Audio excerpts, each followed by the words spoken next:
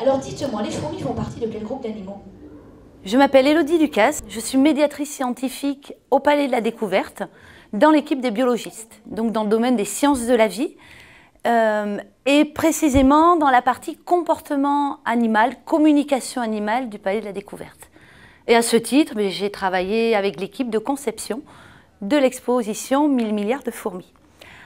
Et ma mission était de mettre en avant, de construire en fait le fond, les messages clés de l'exposition.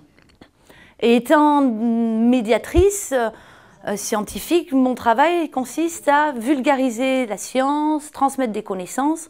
Donc dans cette expo fourmis, il a fallu aller les chercher, ces connaissances.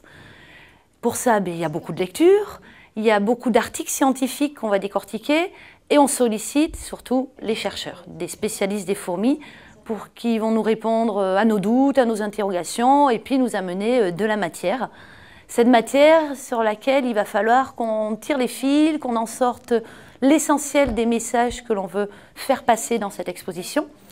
Et là, il y a eu tout un travail donc, de synthèse, de décortiquage d'informations et ensuite de mise en forme. Alors pour ça, les muséographes sont experts, savoir si c'est plutôt des maquettes, des illustrations ou du texte. Et là-dessus, j'ai participé à écrire les textes, à savoir quelles légendes on allait mettre en avant. Et partant de là, progressivement, l'exposition s'est construite autour de tous les autres corps de métier qui ont pu intervenir pour créer cette expo. À l'heure actuelle, je suis encore en train de faire vivre cette exposition avec le public dans la salle d'exposé que nous avons. Et voilà, ça c'est aussi mon métier, d'être face publique et de parler, là en l'occurrence, des fourmis. Et surtout, une transmission de connaissances assez enrichissante, autant pour le public, mais pour moi aussi. Parce qu'au travers des questions que l'on peut me poser, comme dernièrement une demoiselle qui me demandait si les fourmis éternuaient, je n'ai pas su répondre. Il me semble que non, vu leur système respiratoire, mais qui sait.